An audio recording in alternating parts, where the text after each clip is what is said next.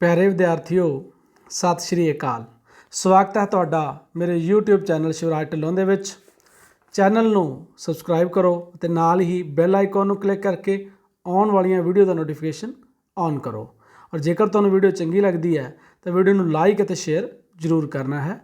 अज असीं पढ़ांगे fundamental right of Indian citizen अर्थात भारतीय नागरिकां दे मौलिक अधिकार। मौलिक अधिकार भाग 1 अर्थात मैं मौलिक अधिकारां दे अध्याय नूं दो भागां दे विच वंड के पढ़ा रहा हाँ। तो अज असीं इस दा पहला भाग पढ़दे हां।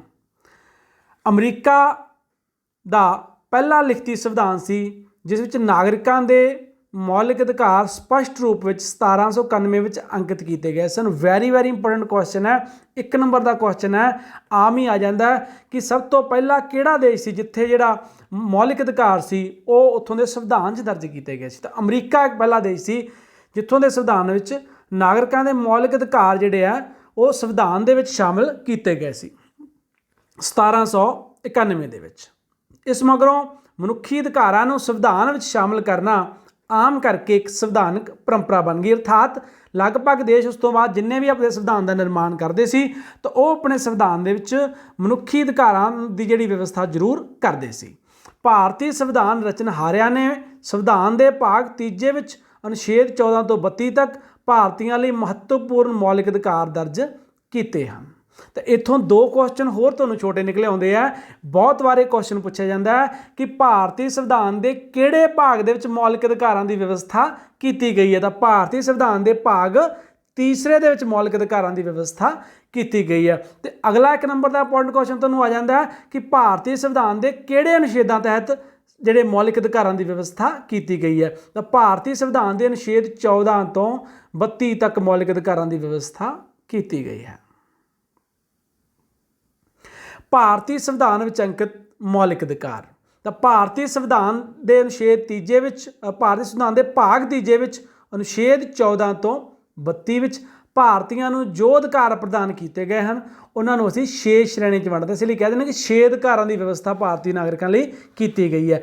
यह भी क्वेश्चन आ जाता है कि भारतीय संविधान दे विच किन्ने मौलिक अधिकारों की व्यवस्था की गई है। 6 मौलिक अधिकारों की व्यवस्था की गई है। सब तो पहला असीं पढ़ते हैं समानता का अधिकार। पहला किहड़ा है? समानता का अधिकार। ये किन्ने तो किन्ने अनुच्छेद है? अनुच्छेद 14 तो लैके 18 तक। अनुच्छेद 14 तो 18 तक समानता के अधिकार की व्यवस्था की गई है। तो सब तो पहला कानून के सामने समानता अनुच्छेद 14। अनुच्छेद 14 की लिखा गया है? कानून के सामने समानता। कानून के सामने समानता का की अर्थ है? इस अधिकार अनुसार सब व्यक्ति जिहड़े कानून के सामने समान हैं। कानून की दुनिया में कोई भी ऊच नीच, अमीर गरीब, रंग नस्ल, जात, जन्म, धर्म आदि कोई भी भेदभाव नहीं हो सकता। अर्थात कानून की नज़र सारे बिना किसी भेदभाव तो सारे इक्को ने, सारे ते इक्को ही कानून लागू होंदा। किसी विशेष व्यक्ति को कोई खास जिहड़ा विशेष अधिकार नहीं मिलूगा और किसी विशेष व्यक्ति या वर्ग को इस तो वांझा नहीं किया जा सकता।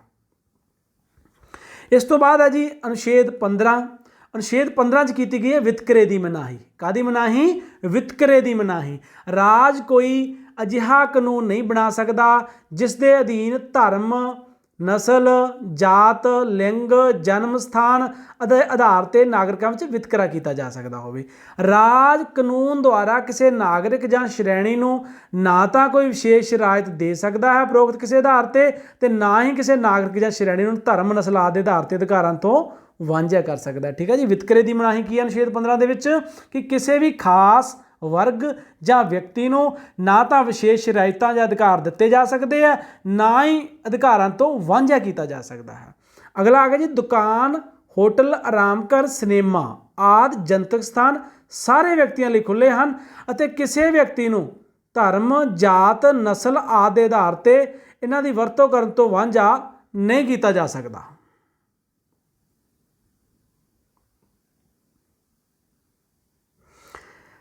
इत्थे ये वर्णनयोग है कि अनुसूचित जातियां, पछड़ियां श्रेणियां, कबीलियां, दूजियां पछड़ियां श्रेणियां दी इस्त्रियां ते बच्चियां दे हितां दी सुरक्षा लई सरकार विशेष प्रबंध ਕਰ ਸਕਦੀ ਹੈ। ਜੇਕਰ ਸਰਕਾਰ ਕਾਨੂੰਨ ਦੁਆਰਾ ਇਹਨਾਂ ਵਰਗਾਂ ਨੂੰ ਵਿਸ਼ੇਸ਼ ਰਿਆਇਤਾਂ ਪ੍ਰਦਾਨ ਕਰਦੀ ਹੈ ਤਾਂ ਅਜਿਹਾ ਕਰਨ ਨਾਲ ਇਸ ਅਨੁਛੇਦ ਦੀ ਉਲੰਘਣਾ ਨਹੀਂ ਹੋਵੇਗੀ, ਜਿਸ ਅਧੀਨ ਜਨਮ, ਜਾਤ, ਲਿੰਗ ਆਦਿ ਦੇ ਆਧਾਰ ਤੇ ਵਿਤਕਰਾ ਕਰਨ ਦੀ ਮਨਾਹੀ ਕੀਤੀ ਗਈ ਹੈ। ਇਹ ਗੱਲ ਧਿਆਨ ਰੱਖਣਯੋਗ ਹੈ। ਹੁਣ ਜੇ ਤੁਸੀਂ ਕਹਿੰਦੇ ਹੋ ਵੀ ਵਿਤਕਰੇ ਦੀ ਮਨਾਹੀ ਨਹੀਂ, ਪਰ ਕੁਝ ਖਾਸ ਵਰਗਾਂ ਨੂੰ ਰਾਖਵਾਂਕਰਨ ਦਿੱਤਾ ਗਿਆ, ਉਹਨਾਂ ਨੂੰ ਸਪੈਸ਼ਲ ਰਿਆਇਤਾਂ ਦਿੱਤੀਆਂ ਗਈਆਂ, ਤਾਂ ਇਹ ਤਾਂ ਸਮਾਨਤਾ ਦੇ ਅਧਿਕਾਰ ਦੀ ਉਲੰਘਣਾ ਹੋ ਗਈ, ਇਹ ਤਾਂ ਵਿਤਕਰਾ ਹੋ ਗਿਆ। ਪਰ ਨਾਲ ਹੀ ਉਹਨਾਂ ਨੇ ਜਿੱਥੇ ਅਨੁਛੇਦ 15 'ਚ ਵਿਤਕਰੇ ਦੀ ਮਨਾਹੀ ਕੀਤੀ ਹੈ, ਉਹਦੇ ਨਾਲ ਹੀ ਇਹ ਵਿਵਸਥਾ ਵੀ ਕੀਤੀ ਹੈ ਵੀ ਜੇਕਰ ਅਨੁਸੂਚਿਤ ਜਾਤੀਆਂ, ਪਛੜੀਆਂ ਕਬੀਲਿਆਂ, ਇਸਤਰੀਆਂ ਨੂੰ ਜਾਂ ਬੱਚਿਆਂ ਦੇ ਹਿੱਤਾਂ ਨੂੰ ਸੁਰੱਖਿਆ ਲਈ ਵਿਸ਼ੇਸ਼ ਪ੍ਰਬੰਧ ਕੀਤੇ ਗਏ ਹੈ ਤਾਂ ਇਹ ਸਮਾਨਤਾ ਦੇ ਅਧਿਕਾਰ ਦੀ ਜਾਂ ਵਿਤਕਰਾ ਨਹੀਂ ਹੋਵੇਗਾ ਜਾਂ ਸਮਾਨਤਾ ਦੇ ਅਧਿਕਾਰ ਦੀ ਉਲੰਘਣਾ ਨਹੀਂ ਹੋਵੇਗੀ। ਕਿਉਂਕਿ ਇਹਨਾਂ ਨੂੰ ਕਿਉਂ ਦਿੱਤੀਆਂ ਗਈਆਂ ਵਿਸ਼ੇਸ਼ ਰਿਆਇਤਾਂ? ਕਿਉਂਕਿ ਲੰਬੇ ਸਮੇਂ ਤੱਕ ਇਹਨਾਂ ਨੂੰ ਪਛੜੇ ਰੱਖਿਆ ਗਿਆ, ਇਹਨਾਂ ਨੂੰ ਜਾਤ, ਨਸਲ, ਧਰਮ ਜਾਂ ਕਿਸੇ ਹੋਰ ਆਧਾਰ ਤੇ ਦਬਾ ਕੇ ਰੱਖਿਆ ਗਿਆ ਤਾਂ ਕਿ ਇਹ ਆਪਣੇ ਅਧਿਕਾਰਾਂ ਨੂੰ ਮਾਣ ਸਕਣ ਦੂਜਿਆਂ ਦੇ ਬਰਾਬਰ। ਇਸ ਲਈ ਇਹਨਾਂ ਨੂੰ ਖਾਸ ਵਿਸ਼ੇਸ਼ ਰਿਆਇਤਾਂ ਦਿੱਤੀਆਂ ਗਈਆਂ, ਨਾ ਕਿ ਇਹ ਸਮਾਨਤਾ ਦੇ ਅਧਿਕਾਰ ਦੀ ਉਲੰਘਣਾ ਹੈ ਜਾਂ ਵਿਤਕਰਾ ਹੈ। ਇਸ ਤੋਂ ਬਾਅਦ ਆ ਗਿਆ ਜੀ ਅਨੁਛੇਦ 16 ਦੇ ਵਿੱਚ ਅਵਸਰ ਦੀ ਸਮਾਨਤਾ, ਮੌਕੇ। ਅਵਸਰ ਕੀ ਹੁੰਦੇ ਆ? ਮੌਕੇ। ਅਵਸਰ ਦੀ ਸਮਾਨਤਾ, ਅਨੁਛੇਦ 16। ਰੁਜ਼ਗਾਰ ਸੰਬੰਧੀ ਜਾਂ ਰਾਜ ਦੇ ਅਧੀਨ ਕਿਸੇ ਪਦਵੀ ਦੀ ਨਿਯੁਕਤੀ ਲਈ ਸਾਰੇ ਨਾਗਰਿਕਾਂ ਨੂੰ ਅਵਸਰ ਦੀ ਸਮਾਨਤਾ ਪ੍ਰਾਪਤ ਹੋਏਗੀ। ਮੰਨ ਲਓ ਕੋਈ ਨੌਕਰੀ ਹੈ, ਕੋਈ ਪਦਵੀ ਹੈ, ਉਹਦੇ ਤੇ ਨਿਯੁਕਤੀ ਕਰਨੀ ਹੈ ਤਾਂ ਉਹ ਵੀ ਕਿਸੇ ਨੂੰ ਉਹਦੇ ਤੇ ਖਾਸ ਜਿਹੜੀਆਂ ਯੋਗਤਾ ਸ਼ਰਤਾਂ ਰੱਖੀਆਂ ਜਾ ਸਕਦੀਆਂ, ਪਰ ਜਨਮ, ਲਿੰਗ, ਧਰਮ ਆਦਿ ਦੇ ਆਧਾਰ ਤੇ ਵਿਤਕਰਾ ਨਹੀਂ ਕੀਤਾ ਜਾਂਦਾ। ਸਾਰੇ ਵਿਅਕਤੀਆਂ ਲਈ ਉਹ ਅਵਸਰ ਸਮਾਨ ਹੈ, ਕੋਈ ਵੀ ਵਿਅਕਤੀ ਨੂੰ ਅਵੇਲ ਕਰ ਸਕਦਾ, ਪਰ ਹਾਂ ਉਹਦੇ ਲਈ ਯੋਗਤਾ ਨਿਸ਼ਚਿਤ ਕੀਤੀ ਜਾ ਸਕਦੀ ਹੈ ਕਿ ਖਾਸ ਯੋਗਤਾ ਰੱਖਣ ਵਾਲੇ ਵਿਅਕਤੀ ਨੂੰ ਹੀ ਇੱਥੇ ਜਿਹੜਾ ਨਿਯੁਕਤ ਕੀਤਾ ਜਾਵੇਗਾ। ਧਰਮ, ਨਸਲ, ਜਾਤ, ਲਿੰਗ, ਵੰਸ਼, ਜਨਮ ਸਥਾਨ, ਨਿਵਾਸ ਸਥਾਨ ਦੇ ਆਧਾਰ ਤੇ ਰੁਜ਼ਗਾਰ ਸੰਬੰਧੀ ਜਾਂ ਰਾਜ ਅਧੀਨ ਕਿਸੇ ਪਦਵੀ ਦੀ ਨਿਯੁਕਤੀ ਸੰਬੰਧੀ ਵਿਤਕਰਾ ਨਹੀਂ ਕੀਤਾ ਜਾਏਗਾ। ਰਾਜ ਨਾਗਰਿਕਾਂ ਦੀ ਕਿਸੇ ਅਜਿਹੀ ਪਛੜੀ ਸ਼੍ਰੇਣੀ ਦੇ ਪੱਖ ਵਿੱਚ ਨੌਕਰੀਆਂ ਰਾਖਵੀਆਂ ਰੱਖ ਸਕਦਾ ਹੈ ਜਿਸ ਨੂੰ ਰਾਜ ਦੀ ਦ੍ਰਿਸ਼ਟੀ ਵਿੱਚ ਰਾਜ ਦੀਆਂ ਸੇਵਾਵਾਂ ਯੋਗ ਪ੍ਰਤੀਨਿਧਤਾ ਪ੍ਰਾਪਤ ਨਹੀਂ ਹੈ। ਆਪਾਂ ਪਿਛਲੇ ਆਰਟੀਕਲ 'ਚ ਅਨੁਛੇਦ 15 'ਚ ਵੀ ਗੱਲ ਕੀਤੀ ਸੀ, ਹੁਣ ਇੱਥੇ ਅਵਸਰ ਦੀ ਸਮਾਨਤਾ 'ਚ ਵੀ ਗੱਲ ਕਰਦੇ ਹਾਂ ਕਿ ਕਿਸੇ ਨਾਲ ਧਰਮ, ਨਸਲ, ਜਾਤ, ਲਿੰਗ, ਵੰਸ਼ ਦੇ ਆਧਾਰ ਤੇ ਚਾਹੇ ਵਿਤਕਰਾ ਨਹੀਂ ਕਰਨਾਗਾ, ਮਨਾਹੀ ਕੀਤੀ ਗਈ ਹੈ, ਅਵਸਰ ਦੀ ਸਮਾਨਤਾ ਹੈ। ਪਰ ਕਿਸੇ ਖਾਸ ਵਰਗ ਦੇ ਲਈ ਜਿਹੜੀ ਰਾਜ ਸਰਕਾਰ ਹੈ ਉਹ ਨੌਕਰੀਆਂ 'ਚ ਰਾਖਵਾਂਕਰਨ ਰੱਖ ਸਕਦੀ ਹੈ। ਉਹਦਾ ਕੋਈ ਬੇਸ ਉਹ ਵੀ ਵਿਤਕਰਾ ਹੀ ਨਹੀਂ, ਉਹ ਕਿ ਖਾਸ ਵਰਗ ਜਾਂ ਵਿਅਕਤੀ ਨਾਲ, ਉਹ ਉਸ ਵਰਗ ਤੇ ਸਾਰੇ ਤੇ ਲਾਗੂ ਹੋਵੇਗਾ। ਜਿਵੇਂ ਅਨੁਸੂਚਿਤ ਜਾਤੀਆਂ ਲਈ ਰਾਖਵਾਂਕਰਨ ਹੈ, ਪਛੜੀਆਂ ਸ਼੍ਰੇਣੀਆਂ ਲਈ ਹੈ, ਇਸਤਰੀਆਂ ਲਈ ਹੈ, ਤਾਂ ਉਹ ਸਾਰੇ ਉਸ ਵਰਗ ਦੇ ਨਾਲ ਸੰਬੰਧਿਤ ਹੋਏਗਾ, ਕਿਸੇ ਕੁਝ ਖਾਸ ਲੋਕਾਂ ਤੱਕ ਸੀਮਿਤ ਨਹੀਂ ਹੋਊਗਾ। ਇਸ ਤੋਂ ਬਾਅਦ ਆ ਗਿਆ ਜੀ ਛੂਤ-ਛਾਤ ਦੀ ਸਮਾਪਤੀ। ਅਨੁਛੇਦ 17 ਦੇ ਵਿੱਚ ਭਾਰਤੀ ਸੰਵਿਧਾਨ ਦੇ ਵਿੱਚ ਛੂਤ-ਛਾਤ ਦੀ ਸਮਾਪਤੀ ਕੀਤੀ ਗਈ ਹੈ। ਇਸ ਅਨੁਛੇਦ ਵਿੱਚ ਛੂਤ-ਛਾਤ ਦੇ ਕਿਸੇ ਵੀ ਰੂਪ ਵਿੱਚ ਅਮਲ ਕਰਨਾ ਵਰਜਿਤ ਹੈ। ਛੂਤ-ਛਾਤ ਦੇ ਸਿੱਟੇ ਵਜੋਂ ਕਿਸੇ ਪ੍ਰਕਾਰ ਦੀ ਪਾਬੰਦੀ ਲਗਾਉਣਾ ਇੱਕ ਅਪਰਾਧ ਹੈ ਅਤੇ ਅਜਿਹੇ ਅਪਰਾਧ ਦੀ ਕਾਨੂੰਨ ਅਨੁਸਾਰ ਸਜ਼ਾ ਦਿੱਤੀ ਜਾ ਸਕਦੀ ਹੈ। ਇਸ ਅਨੁਛੇਦ ਵਿੱਚ ਛੂਤ-ਛਾਤ ਤੇ ਕਿਸੇ ਵੀ ਰੂਪ ਵਿੱਚ ਅਮਲ ਕਰਨਾ ਕੀ ਹੈ? ਵਰਜਿਤ ਹੈ। ਜੇਕਰ ਕੋਈ ਛੂਤ-ਛਾਤ ਕਰਦਾ ਹੈ ਤਾਂ ਉਹਦੇ ਲਈ ਕਾਨੂੰਨ ਦਾ ਪ੍ਰਾਵਧਾਨ ਕੀਤਾ ਗਿਆ ਕਿ ਜੇਕਰ ਕੋਈ ਵਿਅਕਤੀ ਛੂਤ-ਛਾਤ ਨੂੰ ਫੈਲਾਉਂਦਾ ਹੈ ਜਾਂ ਛੂਤ-ਛਾਤ ਨੂੰ ਮੰਨਦਾ ਹੈ ਤਾਂ ਅਜਿਹੇ ਕਰਨ ਦੇ ਉੱਤੇ ਕਾਨੂੰਨ ਅਨੁਸਾਰ ਉਸ ਵਿਅਕਤੀ ਨੂੰ ਸਜ਼ਾ ਦਿੱਤੀ ਜਾਵੇਗੀ। ਉਸ ਤੋਂ ਬਾਅਦ ਆ ਗਿਆ ਜੀ ਅਨੁਛੇਦ 18 ਖਿਤਾਬਾਂ ਦਾ ਖਾਤਮਾ। ਸੈਨਿਕ ਜਾਂ ਵਿਦਿਅਕ ਖਿਤਾਬ, ਇੱਥੇ ਕਿਤਾਬ ਲਿਖਿਆ ਗਿਆ ਹੈ, ਖਿਤਾਬ ਹੈ, ਇਹਨੂੰ ਕਰ ਦਿਓ, ਖਿਤਾਬ ਹੈ ਬੇਟਾ, ਇਹ ਕਿਤਾਬ ਨਹੀਂ ਹੈ, ਖਿਤਾਬ ਸ਼ੁਰੂ 'ਚ ਲਿਖਿਆ ਵੀ ਹੋਇਆ ਖਿਤਾਬ। ਸੈਨਿਕ ਜਾਂ ਵਿਦਿਅਕ ਖਿਤਾਬਾਂ ਤੋਂ ਛੁੱਟ ਰਾਜ ਦੁਆਰਾ ਕੋਈ ਖਿਤਾਬ ਨਹੀਂ ਦਿੱਤਾ ਜਾਵੇਗਾ। ਭਾਰਤ ਦਾ ਕੋਈ ਵੀ ਨਾਗਰਿਕ ਕਿਸੇ ਵਿਦੇਸ਼ੀ ਰਾਜ ਤੋਂ ਕੋਈ ਖਿਤਾਬ ਸਵੀਕਾਰ ਨਹੀਂ ਕਰੇਗਾ। ਸਿਰਫ ਭਾਰਤ ਸਰਕਾਰ ਨੇ ਇਹ ਨਹੀਂ ਕਿਹਾ ਕਿ ਭਾਰਤ ਹੀ ਖਿਤਾਬ ਨਹੀਂ ਦੇਵੇਗਾ, ਸੈਨਿਕ ਖਿਤਾਬ ਦੇ ਸਕਦਾ ਹੈ, ਉਹ ਆਪਾਂ ਅੱਗੇ ਗੱਲ ਕਰਦੇ ਹਾਂ। ਵਿਦਿਅਕ ਖਿਤਾਬ ਦਿੱਤੇ ਜਾ ਸਕਦੇ ਆ, ਪਰ ਕੋਈ ਹੋਰ ਖਿਤਾਬ ਨਹੀਂ ਦਿੱਤਾ ਜਾਏਗਾ, ਕਿਉਂਕਿ ਪੁਰਾਣੇ ਸਮਿਆਂ ਦੇ ਵਿੱਚ ਖਿਤਾਬ ਦਿੱਤੇ ਜਾਂਦੇ ਸੀ। ਲੋਕ ਆਪਣੇ ਨਾਮ ਦੇ ਨਾਲ, ਜਿਵੇਂ ਸਰ ਦਾ ਖਿਤਾਬ ਮਿਲਦਾ ਸੀਗਾ ਜਾਂ ਰਾਏ ਬਹਾਦਰ ਦਾ ਖਿਤਾਬ ਮਿਲਦਾ ਸੀ, ਤਾਂ ਉਹ ਦਿੰਦੇ ਸੀ। ਭਾਰਤ ਦੇ ਸਰਕਾਰ ਨੇ ਜਿਹੜਾ ਭਾਰਤੀ ਸੰਵਿਧਾਨ ਦੇ ਵਿੱਚ ਖਿਤਾਬਾਂ ਦਾ ਖਾਤਮਾ ਕੀਤਾ ਅਨੁਛੇਦ 18 ਦੇ ਵਿੱਚ, ਔਰ ਨਾ ਹੀ ਭਾਰਤ ਸਰਕਾਰ ਦੇਵੇਗੀ, ਨਾ ਹੀ ਭਾਰਤੀ ਨਾਗਰਿਕ ਕਿਸੇ ਵਿਦੇਸ਼ ਤੋਂ ਕੋਈ ਖਿਤਾਬ ਸਵੀਕਾਰ ਕਰੇਗਾ। ਨਾਲ ਇਹ ਵੀ ਵਿਵਸਥਾ ਕੀਤੀ ਗਈ ਹੈ। ਹਾਂਜੀ, ਉਹੀ ਖਿਤਾਬਾਂ ਦੇ ਖਾਤਮੇ ਨੂੰ ਅੱਗੇ ਵਧਾਉਂਦੇ ਹਾਂ। ਕੋਈ ਵੀ ਵਿਅਕਤੀ ਜੋ ਰਾਜ ਦੀ ਕਿਸੇ ਲਾਭਦਾਇਕ ਪਦਵੀ ਤੇ ਬਿਰਾਜਮਾਨ ਹੈ, ਰਾਸ਼ਟਰਪਤੀ ਦੀ ਪ੍ਰਵਾਨਗੀ ਤੋਂ ਬਿਨਾਂ ਕੋਈ ਤੋਹਫਾ, ਧਨ ਜਾਂ ਕਿਸੇ ਪ੍ਰਕਾਰ ਦੀ ਪਦਵੀ ਕਿਸੇ ਵਿਦੇਸ਼ੀ ਸਰਕਾਰ ਤੋਂ ਜਿਹੜਾ ਪ੍ਰਵਾਨ ਨਹੀਂ ਕਰੇਗਾ। ਅੰਗਰੇਜ਼ਾਂ ਦੇ ਕਾਰਜਕਾਲ ਸਮੇਂ ਸਰਕਾਰ ਦੁਆਰਾ ਭਾਰਤੀਆਂ ਨੂੰ ਰਾਏ ਬਹਾਦਰ, ਦੀਵਾਨ ਬਹਾਦਰ, ਸਰ ਦੇ ਖਿਤਾਬ ਦਿੱਤੇ ਜਾਂਦੇ ਸਨ, ਜੋ ਕਿ ਰਾਸ਼ਟਰੀ ਏਕਤਾ ਲਈ ਮਾਰੂ ਸਿੱਧ ਹੁੰਦੇ ਸਨ। ਵਰਤਮਾਨ ਸਮੇਂ ਭਾਰਤ ਸਰਕਾਰ ਵੱਲੋਂ ਭਾਰਤ ਰਤਨ, ਪਦਮ ਵਿਭੂਸ਼ਣ, ਪਦਮ ਭੂਸ਼ਣ, ਪਦਮ ਸ਼੍ਰੀ ਆਦਿ ਪੁਰਸਕਾਰ ਦਿੱਤੇ ਜਾਂਦੇ ਹਨ, ਪਰ ਇਹ ਖਿਤਾਬ ਨਹੀਂ ਹੈ। ਇਹਨਾਂ ਨੂੰ ਅਸੀਂ ਖਿਤਾਬ ਨਹੀਂ ਕਹਿ ਸਕਦੇ। ਇਹ ਜਿਹੜੇ ਪੁਰਸਕਾਰ ਹੈ, ਇਹ ਪੁਰਸਕਾਰ ਜਿਹੜੇ ਭਾਰਤ ਸਰਕਾਰ ਵੱਲੋਂ ਦਿੱਤੇ ਜਾਂਦੇ ਆ। ਖਿਤਾਬ ਸੀ ਜਿਹੜੇ ਰਾਏ ਬਹਾਦਰ, ਦੀਵਾਨ ਬਹਾਦਰ ਸਰ ਦਾ ਖਿਤਾਬ ਸੀ, ਇਹ ਬਿਲਕੁਲ ਜਿਹੜੇ ਅੰਗਰੇਜ਼ਾਂ ਸਮੇਂ ਚੱਲਦੇ ਸੀ, ਜੋ ਉਸ ਤੋਂ ਪਹਿਲਾਂ ਚੱਲਦੇ ਸੀ, ਉਹਨਾਂ ਨੂੰ ਭਾਰਤੀ ਸਰਕਾਰ ਨੇ ਕਾਨੂੰਨ ਦੁਆਰਾ ਇਹਨਾਂ ਨੂੰ ਖਤਮ ਕਰ ਦਿੱਤਾ ਹੈ। ਹਾਂਜੀ, ਹੁਣ ਆ ਗਿਆ ਦੂਜਾ ਅਧਿਕਾਰ। ਪਹਿਲਾਂ ਅਸੀਂ ਪੜ੍ਹਿਆ ਸੀ ਸਮਾਨਤਾ ਦੇ ਅਧਿਕਾਰ ਬਾਰੇ, ਅਨੁਛੇਦ 14 ਤੋਂ 18, ਤੇ ਹੁਣ ਪੜ੍ਹਦੇ ਹਾਂ ਸਾਡਾ ਦੂਸਰਾ ਅਧਿਕਾਰ ਹੈਗਾ ਸੁਤੰਤਰਤਾ ਦਾ ਅਧਿਕਾਰ। ਕਿਹੜਾ ਅਧਿਕਾਰ ਹੈ? ਸੁਤੰਤਰਤਾ ਦਾ ਅਧਿਕਾਰ ਹੈ। ਕਿੰਨੇ ਤੋਂ ਕਿੰਨੇ ਅਨੁਛੇਦ ਹੈ? ਅਨੁਛੇਦ 19 ਤੋਂ ਅਨੁਛੇਦ 22 ਤੱਕ। ਤਾਂ ਸੁਤੰਤਰਤਾ ਦਾ ਅਧਿਕਾਰ ਵੀ ਲੋਕਤੰਤਰ ਦੀ ਸਥਾਪਨਾ ਲਈ ਉਨਾ ਹੀ ਮਹੱਤਵਪੂਰਨ ਹੈ ਜਿੰਨਾ ਕਿ ਸਮਾਨਤਾ ਦਾ ਅਧਿਕਾਰ। ਤਾਂ ਹੁਣ ਅਨੁਛੇਦ 19 ਦੇ ਅਧੀਨ ਕਿਹੜੇ-ਕਿਹੜੇ ਸੁਤੰਤਰਤਾਵਾਂ ਦਿੱਤੀਆਂ ਗਈਆਂ? ਅਨੁਛੇਦ 19 ਦੇ ਅਧੀਨ 6 ਪ੍ਰਕਾਰ ਦੀਆਂ ਸੁਤੰਤਰਤਾਵਾਂ ਬਾਰੇ ਆਪਾਂ ਡਿਸਕਸ ਕਰਾਂਗੇ। ਸਭ ਤੋਂ ਪਹਿਲੀ ਸੁਤੰਤਰਤਾ ਦਿੱਤੀ ਗਈ ਹੈ ਭਾਸ਼ਣ ਦੇਣ ਅਤੇ ਵਿਚਾਰ ਪ੍ਰਗਟਾਉਣ ਦੀ ਸੁਤੰਤਰਤਾ। ਸੰਵਿਧਾਨ ਵਿੱਚ ਪ੍ਰੈਸ ਦੀ ਸੁਤੰਤਰਤਾ ਦਾ ਵਿਸ਼ੇਸ਼ ਭਾਸ਼ਣ ਦੇਣ, ਕੋਈ ਵਿਅਕਤੀ ਭਾਸ਼ਣ ਦੇ ਸਕਦਾ ਹੈ, ਸੰਬੋਧਨ ਕਰ ਸਕਦਾ ਹੈ ਕੁਝ ਵਿਅਕਤੀ ਜਾਂ ਵਿਅਕਤੀਆਂ ਦੇ ਸਮੂਹਾਂ ਨੂੰ, ਔਰ ਆਪਣੇ ਵਿਚਾਰ ਵਿਅਕਤ ਕਰ ਸਕਦਾ ਹੈ ਕਿਸੇ ਵੀ ਸੋਸ਼ਲ ਮੀਡੀਆ ਰਾਹੀਂ, ਅਖਬਾਰ ਰਾਹੀਂ, ਬੋਲ ਕੇ, ਕਿਸੇ ਵੀ ਤਰੀਕੇ ਦੇ ਨਾਲ। ਤਾਂ ਸੰਵਿਧਾਨ ਦੇ ਵਿੱਚ ਜਿਹੜੀ ਪ੍ਰੈਸ ਦੀ ਸੁਤੰਤਰਤਾ ਦਾ ਵਿਸ਼ੇਸ਼ ਰੂਪ ਵਿੱਚ ਵਰਣਨ ਨਹੀਂ ਕੀਤਾ ਗਿਆ। ਬਿਲਕੁਲ ਗੱਲ ਧਿਆਨ ਨਾਲ ਸੁਣ ਲਓ, ਇਹ 1 ਨੰਬਰ ਦਾ ਪ੍ਰਸ਼ਨ ਆਉਂਦਾ, ਮੈਂ ਤੁਹਾਨੂੰ ਦੱਸਦਾ ਹੁਣੇ। ਮਸੌਦਾ ਸਮਿਤੀ ਦੇ ਪ੍ਰਧਾਨ ਡਾਕਟਰ ਅੰਬੇਦਕਰ ਨੇ ਸੰਵਿਧਾਨ ਸਭਾ ਵਿੱਚ ਕਿਹਾ ਸੀ ਕਿ ਪ੍ਰੈਸ ਦੀ ਸੁਤੰਤਰਤਾ ਦਾ ਵਿਸ਼ੇਸ਼ ਵਰਣਨ ਕਰਨ ਦੀ ਲੋੜ ਨਹੀਂ ਹੈ, ਕਿਉਂਕਿ ਪ੍ਰੈਸ ਦੀ ਸੁਤੰਤਰਤਾ ਭਾਸ਼ਣ ਦੇਣ ਅਤੇ ਵਿਚਾਰ ਪ੍ਰਗਟਾਉਣ ਦੀ ਸੁਤੰਤਰਤਾ ਵਿੱਚ ਹੀ ਸ਼ਾਮਲ ਹੈ। ਕਿਤੇ ਵੀ ਭਾਰਤੀ ਸੰਵਿਧਾਨ 'ਚ ਪ੍ਰੈਸ ਦੀ ਸੁਤੰਤਰਤਾ ਦਾ ਵਰਣਨ ਨਹੀਂ ਕੀਤਾ ਗਿਆ, ਬਲਕਿ ਜਿਹੜੀ ਭਾਸ਼ਣ ਦੇਣ ਅਤੇ ਵਿਚਾਰ ਪ੍ਰਗਟਾਉਣ ਦੀ ਸੁਤੰਤਰਤਾ ਹੈ, ਪ੍ਰੈਸ ਦੀ ਸੁਤੰਤਰਤਾ ਉਹਦੇ ਵਿੱਚ ਹੀ ਸੰਮਿਲਿਤ ਹੈ। ਤਾਂ ਤੁਹਾਨੂੰ 1 ਨੰਬਰ ਦਾ ਕੁਐਸਚਨ ਪੁੱਛ ਲੈਂਦੇ ਆ ਕਿ ਪ੍ਰੈਸ ਦੀ ਸੁਤੰਤਰਤਾ ਦਾ ਕਿਤੇ ਵਿਸ਼ੇਸ਼ ਜ਼ਿਕਰ ਨਹੀਂ ਕੀਤਾ ਗਿਆ, ਸਹੀ ਗਲਤ 'ਚ ਪੁੱਛ ਸਕਦੇ ਆ, ਜਾਂ ਪ੍ਰੈਸ ਦੀ ਜਿਹੜੀ ਸੁਤੰਤਰਤਾ ਹੈ ਉਹ ਕਿਹੜੇ ਜਿਹੜਾ ਅਨੁਛੇਦ ਤਹਿਤ ਦਿੱਤੀ ਗਈ ਹੈ? ਅਨੁਛੇਦ 19 'ਚ ਭਾਸ਼ਣ ਦੇਣ ਅਤੇ ਵਿਚਾਰ ਪ੍ਰਗਟਾਉਣ ਦੀ ਸੁਤੰਤਰਤਾ ਦੇ ਵਿੱਚ ਹੀ ਦਿੱਤੀ ਗਈ ਹੈ। ਹਾਂਜੀ, ਅਗਲੀ ਆ ਗਈ ਹਥਿਆਰਾਂ ਤੋਂ ਬਿਨਾਂ ਸ਼ਾਂਤਮਈ ਢੰਗ ਦੁਆਰਾ ਇਕੱਤਰ ਹੋਣ ਦੀ ਸੁਤੰਤਰਤਾ। ਕੋਈ ਵਿਅਕਤੀ ਹੈ ਜਿਹੜੇ ਜਾਂ ਵਿਅਕਤੀਆਂ ਦੇ ਸਮੂਹ ਹੈ ਉਹ ਇਕੱਠੇ ਹੋ ਸਕਦੇ ਆ, ਪਰ ਸ਼ਾਂਤਮਈ ਢੰਗ ਨਾਲ, ਹਥਿਆਰਾਂ ਤੋਂ ਬਿਨਾਂ, ਹਥਿਆਰਾਂ ਨਾਲ ਨਹੀਂ, ਹਥਿਆਰਾਂ ਤੋਂ ਬਿਨਾਂ ਉਹ ਇਕੱਠੇ ਹੋ ਸਕਦੇ ਆ। ਸਮੂਹ ਜਾਂ ਸੰਘ ਜਾਂ ਸਹਿਕਾਰੀ ਸਭਾਵਾਂ ਸਥਾਪਿਤ ਕਰਨ ਦੀ ਸੁਤੰਤਰਤਾ ਹੈ।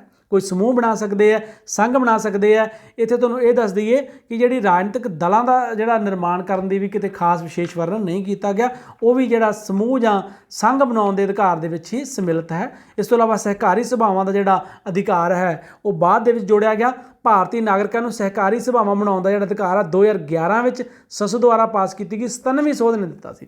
97ਵੀਂ ਸੋਧ ਦੁਆਰਾ 2011 ਦੇ ਵਿੱਚ ਸਹਿਕਾਰੀ ਸਭਾਵਾਂ ਸਥਾਪਿਤ ਕਰਨ ਦਾ ਅਧਿਕਾਰ ਵੀ ਸਮੂਹ ਜਾਂ ਸੰਘ ਬਣਾਉਣ ਦੇ ਅਧਿਕਾਰ ਦੇ ਨਾਲ ਸ਼ਾਮਿਲ ਕਰ ਦਿੱਤਾ ਗਿਆ ਹੈ। ਸਮੁੱਚੇ ਭਾਰਤ ਵਿੱਚ ਫਿਰਨ ਤੁਰਨ ਦੀ ਸੁਤੰਤਰਤਾ, ਕੋਈ ਵੀ ਵਿਅਕਤੀ ਕਿਸੇ ਜਗ੍ਹਾ ਤੇ ਘੁੰਮ ਸਕਦਾ ਹੈ, ਜਾ ਸਕਦਾ ਹੈ। ਦੇਸ਼ ਦੇ ਕਿਸੇ ਵੀ ਭਾਗ ਵਿੱਚ ਰਹਿਣ ਅਤੇ ਨਿਵਾਸ ਸਥਾਨ ਬਣਾਉਣ ਦੀ ਸੁਤੰਤਰਤਾ, ਕੋਈ ਵੀ ਵਿਅਕਤੀ ਪੂਰੇ ਦੇਸ਼ ਦੇ ਵਿੱਚ ਕਿਤੇ ਵੀ ਰਹਿ ਸਕਦਾ ਹੈ, ਨਿਵਾਸ ਸਥਾਨ ਬਣਾ ਸਕਦਾ ਹੈ। ਕੋਈ ਰੁਜ਼ਗਾਰ ਧੰਦਾ ਜਾਂ ਕਾਰੋਬਾਰ ਕਰਨ ਦੀ ਸੁਤੰਤਰਤਾ, ਕੋਈ ਵੀ ਵਿਅਕਤੀ ਆਪਣੀ ਇੱਛਾ ਦੇ ਅਨੁਸਾਰ ਕੋਈ ਵੀ ਕੰਮ ਜਾਂ ਧੰਦਾ ਜਾਂ ਬਿਜ਼ਨਸ ਜਿਹੜਾ ਹੈ ਕਰ ਸਕਦਾ ਹੈ, ਉਹਨੂੰ ਕੰਮ ਜਾਂ ਧੰਦਾ ਕਰਨ ਦੀ ਸੁਤੰਤਰਤਾ ਹੈ। ਰੋਕਾਂ, ਅਨੁਛੇਦ 19 ਦੁਆਰਾ ਪ੍ਰਦਾਨ ਕੀਤੀਆਂ ਸੁਤੰਤਰਤਾਵਾਂ ਅਸੀਮਿਤ ਨਹੀਂ ਹਨ, ਸਗੋਂ ਜਨਤਕ ਹਿੱਤਾਂ, ਨੈਤਿਕਤਾ, ਦੇਸ਼ ਦੀ ਅਖੰਡਤਾ ਅਤੇ ਪ੍ਰਭੂਸੱਤਾ ਆਦਿ ਆਧਾਰ ਤੇ ਇਹਨਾਂ ਸੁਤੰਤਰਤਾਵਾਂ ਉੱਪਰ ਰਾਜ ਵੱਲੋਂ ਉਚਿਤ ਰੋਕਾਂ ਲਗਾਈਆਂ ਜਾ ਸਕਦੀਆਂ ਹਨ। ਇਹ ਵਰਣਨਯੋਗ ਹੈ ਕਿ ਰਾਜ ਦੁਆਰਾ ਲਗਾਈਆਂ ਰੋਕਾਂ ਉਚਿਤ ਹਨ ਜਾਂ ਅਨੁਚਿਤ ਹਨ। ਇਸ ਗੱਲ ਦਾ ਨਿਰਣਾ ਸਰਵਉੱਚ ਅਦਾਲਤ ਦੀਆਂ ਅਤੇ ਰਾਜਾਂ ਦੀਆਂ ਉੱਚ ਅਦਾਲਤਾਂ ਦੁਆਰਾ ਹੀ ਹੋ ਸਕਦਾ ਹੈ। ਤਾਂ ਬਿਲਕੁਲ ਧਿਆਨ ਦੇਣ ਯੋਗ ਗੱਲ ਹੈ ਕਿ ਜਿਹੜੀਆਂ ਸੁਤੰਤਰਤਾਵਾਂ ਪ੍ਰਦਾਨ ਕੀਤੀਆਂ ਗਈਆਂ ਹਨ ਅਨੁਛੇਦ 19 ਦੇ ਅਧੀਨ, ਇਹ ਅਸੀਮਿਤ ਨਹੀਂ ਹਨ ਬਲਕਿ ਸੀਮਿਤ ਹਨ। ਸੀਮਿਤ ਕਿਉਂ ਹਨ? ਕਿਉਂਕਿ ਜਨਤਕ ਹਿੱਤਾਂ, ਨੈਤਿਕਤਾ, ਦੇਸ਼ ਦੀ ਅਖੰਡਤਾ ਜਾਂ ਪ੍ਰਭੂਸੱਤਾ ਦੇ ਆਧਾਰ ਤੇ ਇਹਨਾਂ ਸੁਤੰਤਰਤਾਵਾਂ ਉੱਪਰ ਰਾਜ ਲੋਕਾਂ ਲਾ ਸਕਦਾ ਹੈ, ਪਰ ਸਿਰਫ ਉਚਿਤ ਰੋਕਾਂ ਲਾ ਸਕਦਾ ਹੈ। ਹੁਣ ਇਹ ਕੌਣ ਫੈਸਲਾ ਕਰੂਗਾ ਵੀ ਕਿਹੜੀ ਰੋਕ ਉਚਿਤ ਹੈ ਤੇ ਕਿਹੜੀ ਅਣਉਚਿਤ ਹੈ? ਉਹ ਜਨਤਾ ਕਰਨਗੀਆਂ, ਰਾਜਾਂ ਦੀਆਂ ਉੱਚ ਅਦਾਲਤਾਂ ਜਾਂ ਸਰਵਉੱਚ ਅਦਾਲਤ ਫੈਸਲਾ ਕਰੇਗੀ ਕਿ ਜਿਹੜੀ ਰੋਕ ਲਾਈ ਹੈ ਰਾਜ ਨੇ ਉਹ ਉਚਿਤ ਹੈ ਜਾਂ ਅਣਉਚਿਤ ਹੈ। ਅੱਗੇ ਆ ਗਿਆ ਜੀ ਵਿਅਕਤੀਗਤ ਸੁਤੰਤਰਤਾ, ਜਿਹੜਾ ਅਨੁਛੇਦ 20 ਦੇ ਅਧੀਨ ਵਿਅਕਤੀਗਤ ਸੁਤੰਤਰਤਾ ਦਿੱਤੀ ਗਈ ਹੈ। ਵਿਅਕਤੀ ਨੂੰ ਕਿਸੇ ਅਜਿਹੇ ਕਾਨੂੰਨ ਦੀ ਉਲੰਘਣਾ ਕਰਨ ਦੀ ਸਜ਼ਾ ਨਹੀਂ ਦਿੱਤੀ ਜਾ ਸਕਦੀ ਜੋ ਕਾਨੂੰਨ ਉਸਦੇ ਅਪਰਾਧ ਕਰਨ ਸਮੇਂ ਲਾਗੂ ਨਹੀਂ ਸੀ। ਕਿਸੇ ਵਿਅਕਤੀ ਨੂੰ ਇੱਕ ਹੀ ਅਪਰਾਧ ਦੀ ਇੱਕ ਵਾਰੀ ਤੋਂ ਵੱਧ ਸਜ਼ਾ ਨਹੀਂ ਦਿੱਤੀ ਜਾ ਸਕਦੀ। ਕਿਸੇ ਅਪਰਾਧੀ ਨੂੰ ਖੁਦ ਆਪਣੇ ਵਿਰੁੱਧ ਗਵਾਹੀ ਦੇਣ ਲਈ ਮਜਬੂਰ ਨਹੀਂ ਕੀਤਾ ਜਾ ਸਕਦਾ। ਇਹ ਵਿਅਕਤੀਗਤ ਸੁਤੰਤਰਤਾ ਅਨੁਛੇਦ 20 ਦੇ ਅਧੀਨ ਕਿ ਕਿਸੇ ਕਾਨੂੰਨ ਦੀ ਉਲੰਘਣਾ ਜਿਹੜਾ ਕਾਨੂੰਨ ਉਸ ਸਮੇਂ ਲਾਗੂ नहीं सी कि किसी बंदे ने कानून की उलंघना की है, कानून बाद च निर्माण किया वो बनाया गया है, तो जेकर व्यक्ति ने उस तो पहला कोई क्राइम किया तो उन्होंने सज़ा नहीं दी जा सकती, क्योंकि उस समय वो कानून होने दे विच नहीं सी। ते नाल ही किसी भी व्यक्ति को एक बार तो वध उस क्राइम की जुर्म की सज़ा नहीं दी जा सकती, और ना ही किसी व्यक्ति को अपने विरुद्ध गवाही देने लई मजबूर किया जा सकता है। हुण अगे आ गई जी व्यक्तिगत सुतंत्रता अनुच्छेद 21 के अधीन। वो आपां व्यक्तिगत सुतंत्रता 20 के अधीन दी गई सी, हुण 21 के अधीन। 21 के अधीन की दिता गया, कानून द्वारा स्थापित विधि तो इलावा किसी व्यक्ति को उसके जीवन या व्यक्तिगत सुतंत्रता तो वंचित नहीं किया जा सकता। मतलब कानून द्वारा स्थापित विधि नाल तां कीता जा सकता है, कानून द्वारा स्थापित विधि तो इलावा किसी भी व्यक्ति के जीवन या व्यक्तिगत सुतंत्रता तो वंचित नहीं किया जा सकता। अर्थात किसी व्यक्ति को मौत की सज़ा नहीं दी जा सकती, किसी व्यक्ति को जेल में बंद नहीं किया जा सकता है। व्यक्तिगत सुतंत्रता को वंचित करना, जेल च बंद करना, जीवन मतलब फांसी की सज़ा देनी, यह सिर्फ कानून की विधि द्वारा ही किया जा सकता है अनुच्छेद 21 दिन। इस तो बिना किसी भी होर विधि द्वारा ये जी व्यक्ति की सुतंत्रता है उन्होंने खत्म नहीं किया जा सकता, उस तो वंचित नहीं किया जा सकता। ये नाल एक होर ध्यान देने जो गल है, बहुत बार छोटा क्वेश्चन आ जाता है, अनुच्छेद 21 विद्या का मौलिक अधिकार। अनुच्छेद 21A दसंबर 2002 ਨੂੰ 86ਵੀਂ संविधानक सोध हुई सी। कदों हुई सी 86ਵੀਂ संविधानक सोध? 2002 ਨੂੰ। इस सोध राही विद्या के मौलिक अधिकार ਨੂੰ संविधान के भाग 3 ਵਿੱਚ अनुच्छेद 21A तहत अंकित किया गया। इस संविधानक सोध राही ਇਹ व्यवस्था की गई है कि 6 साल तो 14 साल तक की उम्र के सारे भारतीय बच्चों को लाजमी विद्या का मौलिक अधिकार प्राप्त होगा। अर्थात ये राज की जिम्मेवारी बनती है कि वो 6 तो 14 साल तक की उम्र के जिन सारे बच्चे है उन्होंने विद्या का अधिकार प्राप्त हो, अर्थात उन्होंने विद्या का प्रबंध हो। ये 2002 86ਵੀਂ संविधानक सोध राही जिहड़ा 21A अनुच्छेद से जिहड़ा वो शामिल किया गया, विद्या का मौलिक अधिकार। ये बहुत अहम है। ये आधार पर ही साडे पंजाब दे विच भी पूरे भारत दे विच 6 तो जिहड़े 14 साल के बच्चे आ उन्होंने लिए पहली क्लास तो लैके 8वीं क्लास की जिहड़ी सिक्ख्या है वो बिल्कुल मुफ्त ते लाजमी है। ये राज्य सरकार का फर्ज है कि हर बच्चे को पहली तो लैके 8वीं तक अर्थात 6 तो 14 साल तक जिहड़ी सिक्ख्या मिलनी चाहिए, क्योंकि यह 21A तहत मौलिक अधिकारां वाले अध्याय दे विच शामिल कर दी गई है।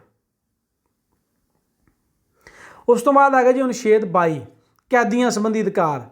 तुसीं सारे जानते हो कि जदों कोई व्यक्ति अपराध करता है तो उसनों जेल में बंद करता जाता है, पर जेल दे विच बहुत सारिया अजिहियां घटनावां होंदियां ने जिथे कैदियों के नाल अणमनुखी तशद्दद किया जाता है। चाहे उन्होंने जुर्म किया है, उन्होंने उहदी बनदी सज़ा मिलनी चाहिए है, पर उन्होंने नाल अणमनुखी तशद्दद ना किया जा सके। इसलिए साडे संविधान के मौलिक अधिकारां विच कैदियों के अधिकारां लई भी विशेष जिहड़ा प्रबंध किया गया है अनुच्छेद 22 के अधीन।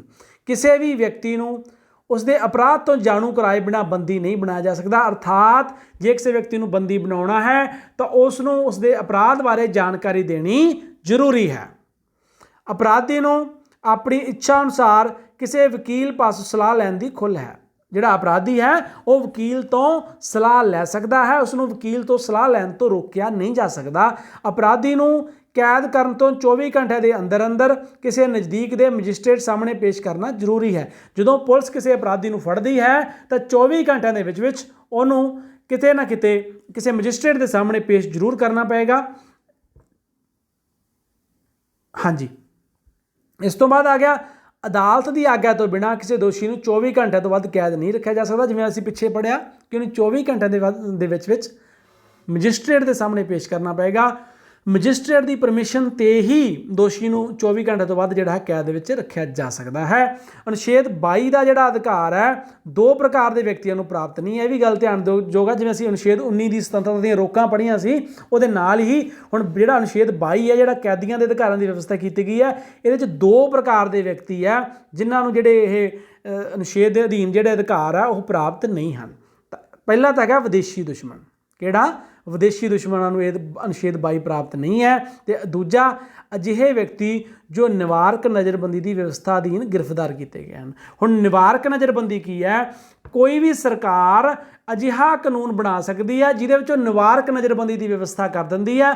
फिर जिहड़ा व्यक्ति उस निवारक नज़रबंदी की व्यवस्था वाले कानून या एक्ट अधीन फड़िया जाता है उस व्यक्ति को यह अधिकार प्राप्त नहीं होंदे है।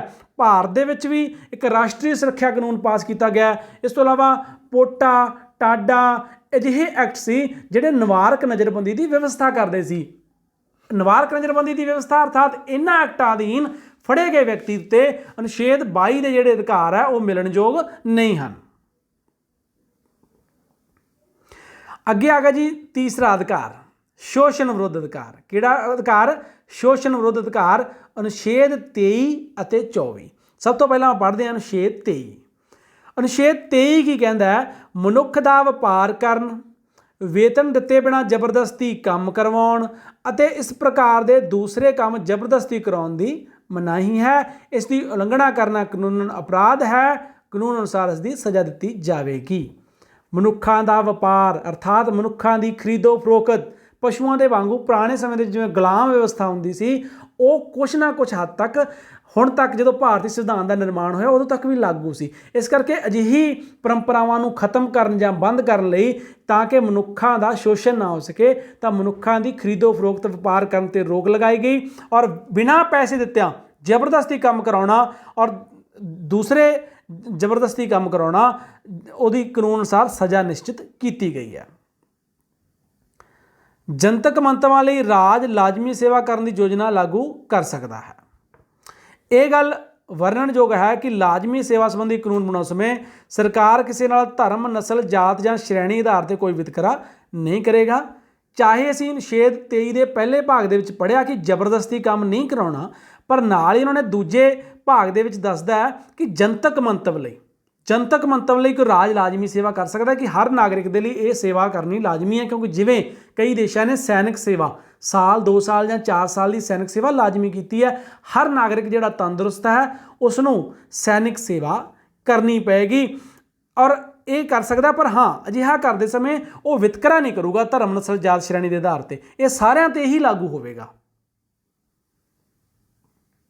ਅੱਗੇ ਆ ਗਿਆ ਜੀ ਅਨੁਛੇਦ 24, ਸ਼ੋਸ਼ਣ ਵਿਰੁੱਧ ਅਧਿਕਾਰ ਦਾ। ਅਸੀਂ 23 ਵਾਲਾ ਅਨੁਛੇਦ ਪੜ੍ਹ ਲਿਆ, ਹੁਣ ਪੜ੍ਹਾਂਗੇ ਅਨੁਛੇਦ 24। 24 ਕਹਿੰਦਾ ਹੈ 14 ਸਾਲ ਤੋਂ ਘੱਟ ਉਮਰ ਵਾਲੇ ਬੱਚੇ ਨੂੰ ਕਿਸੇ ਕਾਰਖਾਨੇ ਜਾਂ ਖਾਨ ਵਿੱਚ ਜਾਂ ਕਿਸੇ ਔਖ ਵਾਲੀ ਨੌਕਰੀ 'ਤੇ ਨਹੀਂ ਲਗਾਇਆ ਜਾ ਸਕਦਾ। ਭਾਰਤੀ ਸੰਵਿਧਾਨ ਵਿੱਚ ਅਜਿਹਾ ਅਧਿਕਾਰ ਦਾ ਹੋਣਾ ਬਹੁਤ ਜ਼ਰੂਰੀ ਸੀ, ਕਿਉਂਕਿ ਬਾਲਗਾਂ ਦੀ ਤਰ੍ਹਾਂ ਭਾਰਤ 'ਚ ਬੱਚਿਆਂ ਦਾ ਵੀ ਬੜੀ ਬੇਰਹਿਮੀ ਨਾਲ ਸ਼ੋਸ਼ਣ ਹੁੰਦਾ ਹੈ ਔਰ ਆਜ਼ਾਦੀ ਦੇ 70-75 ਸਾਲ ਬੀਤ ਜਾਣ ਦੇ ਬਾਅਦ ਵੀ ਅੱਜ ਵੀ ਤੁਸੀਂ ਦੇਖੋ ਬੱਚਿਆਂ ਤੋਂ ਮਜ਼ਦੂਰੀ ਕਰਵਾਈ ਜਾਂਦੀ ਹੈ। 14 ਸਾਲ ਤੋਂ ਘੱਟ ਉਮਰ ਵਾਲੇ ਬੱਚੇ ਹੋਟਲਾਂ ਦੇ ਵਿੱਚ ਜਾਂ ਅਜਿਹੀਆਂ ਥਾਵਾਂ ਦੇ ਉੱਤੇ ਘਰਾਂ ਦੇ ਵਿੱਚ ਕੰਮ ਕਰਦੇ ਪਾਏ ਜਾਂਦੇ ਆ। ਇਹ ਅਧਿਕਾਰ ਸਿਰਫ ਤੁਹਾਡੇ ਸਿਲੇਬਸ ਨਾਲ ਹੀ ਸੰਬੰਧਿਤ ਨਹੀਂ ਹੈ, ਇਹਨਾਂ ਬਾਰੇ ਵਿਦਿਆਰਥੀ ਨੂੰ ਜਾਣਕਾਰੀ ਹੋਣਾ ਬੜੀ ਹੀ ਲਾਜ਼ਮੀ ਹੈ। ਅੱਗੇ ਆ ਗਿਆ ਜੀ ਚੌਥਾ ਮੌਲਿਕ ਅਧਿਕਾਰ, ਧਰਮ ਦੀ ਸੁਤੰਤਰਤਾ ਦਾ ਅਧਿਕਾਰ, ਅਨੁਛੇਦ 25 ਤੋਂ 28। ਸਾਰੇ ਵਿਅਕਤੀ ਸਮਾਨ ਰੂਪ ਵਿੱਚ ਕਿਸੇ ਵੀ ਧਰਮ ਨੂੰ ਮੰਨਣ, ਅਪਣਾਉਣ ਅਤੇ ਉਸ ਦਾ ਪ੍ਰਚਾਰ ਕਰਨ ਦਾ ਅਧਿਕਾਰ ਹੈ, ਪਰੰਤੂ ਉਹ ਧਰਮ ਜਨਤਕ ਵਿਵਸਥਾ, ਨੈਤਿਕਤਾ, ਸਿਹਤ ਅਤੇ ਸੰਵਿਧਾਨ ਦੇ ਭਾਗ 3 ਵਿੱਚ ਦਿੱਤੇ ਮੌਲਿਕ ਅਧਿਕਾਰਾਂ ਦੇ ਵਿਰੁੱਧ ਨਾ ਹੋਵੇ। ਸਾਰੇ ਵਿਅਕਤੀਆਂ ਨੂੰ ਸਮਾਨ ਰੂਪ ਵਿੱਚ ਕਿਸੇ ਵੀ ਧਰਮ ਨੂੰ ਮੰਨਣ ਦਾ ਅਧਿਕਾਰ ਹੈ, ਅਰਥਾਤ ਕਿਸੇ ਵੀ ਧਰਮ ਨੂੰ ਉਹ ਮੰਨ ਸਕਦੇ ਆ, ਪਰ ਹਾਂ ਉਹ ਧਰਮ ਹੈ ਜਿਹੜਾ ਜਿਸ ਨੂੰ ਵੀ ਮੰਨਣਾ ਹੈ ਉਹ ਨੈਤਿਕਤਾ ਦੇ ਉਲਟ ਨਾ ਹੋਵੇ, ਜਨਤਕ ਵਿਵਸਥਾ ਦੇ ਉਲਟ ਨਾ ਹੋਵੇ, ਸਿਹਤ ਦੇ ਨਾਲ ਕੋਈ ਨੁਕਸਾਨ ਨਾ ਕਰਦਾ ਹੋਵੇ ਔਰ ਜਿਹੜਾ ਸੰਵਿਧਾਨ ਦੇ ਭਾਗ 3 ਜਿੱਤੇ ਮੌਲਿਕ ਅਧਿਕਾਰ ਹੈ ਉਹਨਾਂ ਦੇ ਵਿਰੁੱਧ ਨਾ ਹੋਵੇ। ਇਹ ਸ਼ਰਤਾਂ ਦੇ ਤਹਿਤ ਕੋਈ ਵੀ ਵਿਅਕਤੀ ਕਿਸੇ ਵੀ ਧਰਮ ਨੂੰ ਮੰਨ ਸਕਦਾ ਹੈ। ਹਰੇਕ ਧਾਰਮਿਕ ਸੰਪਰਦਾਇ ਜਾਂ ਉਸਦੇ ਕਿਸੇ ਵਰਗ ਨੂੰ ਧਾਰਮਿਕ ਅਤੇ ਖਰਾਤੀ ਮੰਤਵ ਲਈ ਸੰਸਥਾਵਾਂ ਸਥਾਪਿਤ ਕਰਨ ਦਾ ਅਧਿਕਾਰ ਹੈ। ਇਸ ਤੋਂ ਇਲਾਵਾ ਉਹਨਾਂ ਨੂੰ ਆਪਣੇ ਧਰਮ ਦੇ ਕੰਮਾਂ ਦਾ ਪ੍ਰਬੰਧ ਕਰਨ ਦਾ ਵੀ ਅਧਿਕਾਰ ਹੈ। ਧਰਮ ਨੂੰ ਮੰਨਣ ਦੇ ਨਾਲ ਨਾਲ ਕਿਸੇ ਧਾਰਮਿਕ ਸੰਪਰਦਾਇ ਜਾਂ ਉਸਦੇ ਕਿਸੇ ਵਰਗ ਨੂੰ ਜਿਹੜਾ ਉਹ ਸੰਸਥਾਵਾਂ ਉਹਦੇ ਨਾਲ ਸੰਬੰਧਿਤ ਸੰਸਥਾਵਾਂ ਸਥਾਪਿਤ ਕਰਨ ਦਾ ਵੀ ਅਧਿਕਾਰ ਹੈ, ਉਹਨਾਂ ਸੰਸਥਾਵਾਂ ਦਾ ਪ੍ਰਬੰਧ ਕਰਨ ਦਾ ਵੀ ਅਧਿਕਾਰ ਪ੍ਰਾਪਤ ਹੈ। ਇਹਦੇ ਨਾਲ ਹੀ ਇਸੇ ਧਾਰਮਿਕ ਸੁਤੰਤਰਤਾ ਦੇ ਅਧਿਕਾਰ ਦੇ ਤਹਿਤ ਕਿਸੇ ਵੀ ਵਿਅਕਤੀ ਨੂੰ ਕੋਈ ਅਜਿਹਾ ਟੈਕਸ ਦੇਣ ਲਈ ਮਜਬੂਰ ਨਹੀਂ ਕੀਤਾ ਜਾ ਸਕਦਾ ਜਿਸ ਦੁਆਰਾ ਇਕੱਠਾ ਕੀਤਾ ਧਨ ਕਿਸੇ ਵਿਸ਼ੇਸ਼ ਧਰਮ ਜਾਂ ਧਾਰਮਿਕ ਸੰਪਰਦਾਇ ਦੀ ਉੱਨਤੀ ਲਈ ਖਰਚ ਕੀਤਾ ਜਾਣਾ ਹੋਵੇ। ਅਰਥਾਤ ਅਜਿਹਾ ਟੈਕਸ ਜਿਹੜਾ ਕਿਸੇ ਵਿਸ਼ੇਸ਼ ਧਰਮ ਦੇ ਉੱਤੇ ਖਰਚ ਕੀਤਾ ਜਾਣਾ ਉਹ ਨਹੀਂ ਲਗਾਇਆ ਜਾ ਸਕਦਾ। ਕਿਸੇ ਵੀ ਸਰਕਾਰੀ ਵਿਦਿਅਕ ਸੰਸਥਾ ਵਿੱਚ ਕੋਈ ਧਾਰਮਿਕ ਸਿੱਖਿਆ ਨਹੀਂ ਦਿੱਤੀ ਜਾਵੇਗੀ। ਅਜਿਹੀਆਂ ਪ੍ਰਾਈਵੇਟ ਵਿਦਿਅਕ ਸੰਸਥਾਵਾਂ ਵਿੱਚ ਜੋ ਰਾਜ ਦੁਆਰਾ ਪ੍ਰਵਾਨਿਤ ਹਨ ਜਾਂ ਰਾਜ ਕੋਲੋਂ ਵਿੱਤੀ ਸਹਾਇਤਾ ਪ੍ਰਾਪਤ ਕਰਦੀਆਂ ਹਨ, ਕਿਸੇ ਵੀ ਵਿਅਕਤੀ ਨੂੰ ਉਹਨਾਂ ਸੰਸਥਾਵਾਂ ਵਿੱਚ ਦਿੱਤੀ ਜਾ ਰਹੀ ਧਾਰਮਿਕ ਸਿੱਖਿਆ ਜਾਂ ਧਾਰਮਿਕ ਪੂਜਾ ਵਿੱਚ ਸ਼ਾਮਲ ਹੋਣ ਲਈ ਮਜਬੂਰ नहीं किया जा सकता।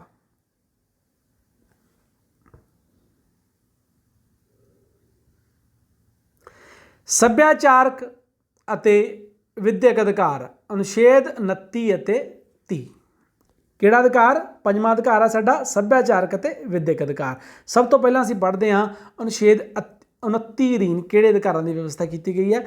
ਭਾਰਤ ਦੀ ਭੂਮੀ ਜਾਂ ਉਸਦੇ ਕਿਸੇ ਭਾਗ ਤੇ ਵਸਣ ਵਾਲੇ ਨਾਗਰਿਕਾਂ ਨੂੰ ਆਪਣੀ ਭਾਸ਼ਾ, ਲਿਪੀ ਜਾਂ ਸੱਭਿਆਚਾਰ ਨੂੰ ਸੁਰੱਖਿਅਤ ਰੱਖਣ ਦਾ ਅਧਿਕਾਰ ਹੈ। ਭਾਰਤ ਦੀ ਭੂਮੀ ਤੇ ਵਸਣ ਵਾਲੇ ਕਿਸੇ ਵੀ ਨਾਗਰਿਕ ਨੂੰ, ਉਹ ਕਿਉਂਕਿ ਭਾਰਤ ਦੇ ਵਿੱਚ ਵੱਖ-ਵੱਖ ਭਾਸ਼ਾ ਬੋਲਣ ਵਾਲੇ, ਵੱਖ-ਵੱਖ ਲੈਂਗੁਏਜਸ ਨੂੰ ਬੋਲਣ ਵਾਲੇ, ਵੱਖ-ਵੱਖ ਲਿਪੀਆਂ ਨਾਲ ਸੰਬੰਧਿਤ, ਵੱਖ-ਵੱਖ ਸੱਭਿਆਚਾਰਾਂ ਨਾਲ ਸੰਬੰਧਿਤ ਲੋਕ ਰਹਿੰਦੇ ਨੇ, ਤਾਂ ਉਹਨਾਂ ਨੂੰ ਸਾਰਿਆਂ ਨੂੰ ਆਪਣੀ ਭਾਸ਼ਾ, ਲਿਪੀ ਜਾਂ ਸੱਭਿਆਚਾਰ ਨੂੰ ਸੁਰੱਖਿਅਤ ਰੱਖਣ ਦਾ ਅਧਿਕਾਰ ਅਨੁਛੇਦ 29 ਦੇ ਅਧੀਨ ਦਿੱਤਾ ਗਿਆ ਹੈ। ਸਰਕਾਰੀ ਵਿਦਿਅਕ ਸੰਸਥਾਵਾਂ ਜਾਂ ਰਾਜ ਤੋਂ ਵਿੱਤੀ ਸਹਾਇਤਾ ਪ੍ਰਾਪਤ ਕਰਨ ਵਾਲੀਆਂ ਸੰਸਥਾਵਾਂ ਵਿੱਚ ਕਿਸੇ ਨਾਗਰਿਕ ਨੂੰ ਧਰਮ, ਨਸਲ, ਜਾਤੀ, ਭਾਸ਼ਾ ਦੇ ਆਧਾਰ ਤੇ ਦਾਖਲਾ ਦੇਣ ਤੋਂ ਇਨਕਾਰ ਨਹੀਂ ਕੀਤਾ ਜਾ ਸਕਦਾ। ਜਿਹੜੀ ਸਰਕਾਰੀ ਵਿਦਿਅਕ ਸੰਸਥਾ ਹੈ ਜਿਹਨੂੰ ਰਾਜ ਤੋਂ ਸਹਾਇਤਾ ਪ੍ਰਾਪਤ ਹੈ, ਉਹ ਧਰਮ, ਨਸਲ, ਜਾਤੀ, ਭਾਸ਼ਾ ਦੇ ਆਧਾਰ ਤੇ ਦਾਖਲਾ ਦੇਣ ਤੋਂ ਇਨਕਾਰ ਨਹੀਂ ਕਰ ਸਕਦੀ। ਅਤੇ ਹੁਣ ਪੜ੍ਹਦੇ ਹਾਂ ਅਸੀਂ ਅਨੁਛੇਦ 30 ਦੇ ਅਧੀਨ ਕਿਹੜੇ ਮੌਲਿਕ ਅਧਿਕਾਰਾਂ ਦੀ ਵਿਵਸਥਾ ਸਾਡੇ ਭਾਰਤੀ ਸੰਵਿਧਾਨ ਦੇ ਵਿੱਚ ਕੀਤੀ ਗਈ ਹੈ। ਅਨੁਛੇਦ 30 ਕੀ ਕਹਿੰਦਾ? ਧਰਮ ਜਾਂ ਭਾਸ਼ਾ ਉੱਤੇ ਆਧਾਰਿਤ ਸਭ ਘੱਟ ਗਿਣਤੀਆਂ ਨੂੰ ਆਪਣੀ ਇੱਛਾ ਅਨੁਸਾਰ ਵਿਦਿਅਕ ਸੰਸਥਾਵਾਂ ਸਥਾਪਿਤ ਕਰਨ ਅਤੇ ਉਹਨਾਂ ਦਾ ਪ੍ਰਬੰਧ ਕਰਨ ਦਾ ਅਧਿਕਾਰ ਹੈ। ਜਿਹੜੀਆਂ ਘੱਟ ਗਿਣਤੀਆਂ ਹਨ, ਚਾਹੇ ਧਰਮ ਦੇ ਆਧਾਰ 'ਤੇ ਕੋਈ ਘੱਟ ਗਿਣਤੀ ਹੈ, ਘੱਟ ਗਿਣਤੀਆਂ ਆਉਂਦੀਆਂ ਨੇ ਜਿਹੜੀਆਂ ਜਿਵੇਂ ਧਰਮ ਦੇ ਆਧਾਰ 'ਤੇ ਘੱਟ ਗਿਣਤੀ ਹੈ, ਤਾਂ ਭਾਰਤ 'ਚ ਹਿੰਦੂ ਧਰਮ ਮੈਜੋਰਟੀ ਦੇ ਵਿੱਚ ਹੈ, 85% ਲੋਕਾਂ ਦੀ ਗਿਣਤੀ ਹੈ। ਜਿਹੜੇ ਬਾਕੀ ਧਰਮ ਹੈ ਜਿਵੇਂ ਸਿੱਖ ਧਰਮ ਹੈ, ਈਸਾਈ ਧਰਮ ਹੈ, ਮੁਸਲਿਮ ਧਰਮ ਹੈ, ਜੈਨਿਜ਼ਮ ਹੈ, ਬੁੱਧਿਸਟ ਹੈ, ਉਹ ਸਾਰਿਆਂ ਦੀ ਗਿਣਤੀ ਥੋੜ੍ਹੀ ਥੋੜ੍ਹੀ 2-2% ਲੋਕ ਨੇ, ਤਾਂ ਉਹ ਸਾਰੇ ਘੱਟ ਗਿਣਤੀਆਂ ਨੇ। ਭਾਸ਼ਾ ਦੇ ਆਧਾਰ 'ਤੇ ਜੇਕਰ ਗੱਲ ਕਰੀਏ, ਹਿੰਦੀ ਭਾਸ਼ਾ ਦੇ ਉੱਤੇ, ਹਿੰਦੀ ਭਾਸ਼ਾ ਸਾਡੇ ਦੇਸ਼ ਦੇ ਵਿੱਚ ਪੂਰੇ ਦੇ ਵਿੱਚ ਚੱਲਦੀ ਹੈ, ਤਾਂ ਕੁਝ ਲੋਕ ਬਹੁਤ ਸਾਰੀਆਂ ਭਾਸ਼ਾਵਾਂ ਨੇ, ਥੋੜ੍ਹੀਆਂ ਭਾਸ਼ਾਵਾਂ ਬੋਲਣ ਵਾਲੇ ਵੀ ਨੇ, ਇਸ ਲਈ ਭਾਸ਼ਾ ਦੇ ਆਧਾਰ 'ਤੇ ਵੀ ਘੱਟ ਗਿਣਤੀਆਂ ਨੇ। ਤਾਂ ਜਿਹੜੀਆਂ ਇਹ ਘੱਟ ਗਿਣਤੀਆਂ ਨੇ, ਚਾਹੇ ਉਹ ਧਰਮ ਦੇ ਆਧਾਰ 'ਤੇ ਨੇ, ਚਾਹੇ ਭਾਸ਼ਾ ਦੇ ਆਧਾਰ 'ਤੇ, ਉਹ ਆਪਣੀ ਇੱਛਾ ਅਨੁਸਾਰ ਵਿਦਿਅਕ ਸੰਸਥਾਵਾਂ ਵੀ ਸਥਾਪਿਤ ਕਰ ਸਕਦੀਆਂ, ਉਹਨਾਂ ਦਾ ਪ੍ਰਬੰਧ ਵੀ ਕਰ ਸਕਦੀਆਂ। ਵਿਦਿਅਕ ਸੰਸਥਾ ਨੂੰ ਸਹਾਇਤਾ ਦੇਣ ਸਮੇਂ ਰਾਜ ਕਿਸੇ ਵਿਦਿਅਕ ਸੰਸਥਾ ਨਾਲ ਇਸ ਆਧਾਰ 'ਤੇ ਵਿਤਕਰਾ ਨਹੀਂ ਕਰੇਗਾ ਕਿ ਉਹ ਸੰਸਥਾ ਧਰਮ ਜਾਂ ਭਾਸ਼ਾ ਦੇ ਆਧਾਰ 'ਤੇ ਕਿਸੇ ਘੱਟ ਗਿਣਤੀ ਦੇ ਪ੍ਰਬੰਧਾਂ ਹੇਠ ਹੈ, ਕਿਉਂਕਿ ਜਿਹੜੀਆਂ ਬਹੁਤ ਸਾਰੀਆਂ ਵਿਦਿਅਕ ਸੰਸਥਾਵਾਂ ਨੇ ਉਹ ਰਾਜ ਤੋਂ ਸਹਾਇਤਾ ਪ੍ਰਾਪਤ ਕਰਦੇ ਨੇ, ਏਡ ਪ੍ਰਾਪਤ ਕਰਦੇ ਨੇ। ਰਾਜ ਗ੍ਰਾਂਟ ਦਿੰਦਾ, ਉੱਥੇ ਜਿਹੜੇ ਅਧਿਆਪਕ ਪੜ੍ਹਾਉਂਦੇ ਆ ਉਹਨਾਂ ਨੂੰ ਵੀ ਗ੍ਰਾਂਟ ਦਿੰਦਾ, ਜਾਂ ਉੱਥੋਂ ਦੀ ਜਿਹੜੀ ਹੋਰ ਕੰਮ ਹੈ ਮੈਨੇਜ ਕਰਨ ਵਾਲੇ, ਬਿਲਡਿੰਗ ਜਾਂ ਹੋਰ ਮੇਨਟੇਨੈਂਸ ਚਾਰਜਸ ਨੇ, ਉਹ ਵੀ ਰਾਜ ਦੁਆਰਾ ਗ੍ਰਾਂਟ ਦਿੱਤੀ ਜਾਂਦੀ ਹੈ ਬਹੁਤ ਸਾਰੇ ਵਿਦਿਅਕ ਸੰਸਥਾਨਾਂ ਨੂੰ। ਤਾਂ ਇਹ ਜਿਹੜਾ ਅਨੁਛੇਦ ਹੈ 30 ਦੇ ਵਿੱਚ ਇਹ ਵੀ ਵਿਵਸਥਾ ਕੀਤੀ ਗਈ ਹੈ ਕਿ ਵਿਦਿਅਕ ਸੰਸਥਾ ਨੂੰ ਸਹਾਇਤਾ ਦੇਣ ਸਮੇਂ ਰਾਜ ਕਿਸੇ ਵਿਦਿਅਕ ਸੰਸਥਾ ਨਾਲ ਧਰਮ ਜਾਂ ਭਾਸ਼ਾ ਦੇ ਆਧਾਰਿਤ ਘੱਟ ਗਿਣਤੀ ਦੇ ਪ੍ਰਬੰਧਾਂ ਹੇਠ ਹੈ, ਕਿਉਂਕਿ ਉਹ ਵਿਤਕਰਾ ਨਹੀਂ ਕਰੇਗਾ। ਹਾਂਜੀ, ਇਹ ਸੀ ਸਾਡੇ ਮੌਲਿਕ ਅਧਿਕਾਰ। ਅਸੀਂ 5 ਮੌਲਿਕ ਅਧਿਕਾਰਾਂ ਬਾਰੇ ਪੜ੍ਹ ਚੁੱਕੇ ਹਾਂ। ਤਾਂ ਅਗਲਾ ਸਾਡਾ ਚੈਪਟਰ ਹੈ, ਕਿਉਂਕਿ ਮੌਲਿਕ ਅਧਿਕਾਰਾਂ ਵਾਲੇ ਅਧਿਆਇ ਨੂੰ ਅਸੀਂ ਜਿਹੜੇ 2 ਭਾਗਾਂ ਦੇ ਵਿੱਚ ਵੰਡ ਕੇ ਪੜ੍ਹ ਰਹੇ ਹਾਂ। ਤਾਂ ਪਹਿਲੇ ਭਾਗ ਦੇ ਵਿੱਚ ਮੈਂ 5 ਅਧਿਕਾਰ ਤੁਹਾਨੂੰ ਪੜ੍ਹਾਏ ਹੈ। ਸਭ ਤੋਂ ਪਹਿਲਾਂ ਸਮਾਨਤਾ ਦਾ ਅਧਿਕਾਰ ਪੜ੍ਹਿਆ, ਅਨੁਛੇਦ 14 ਤੋਂ 18। ਫਿਰ ਅਸੀਂ ਸੁਤੰਤਰਤਾ ਦਾ ਅਧਿਕਾਰ ਪੜ੍ਹਿਆ, ਅਨੁਛੇਦ 19 ਤੋਂ 22।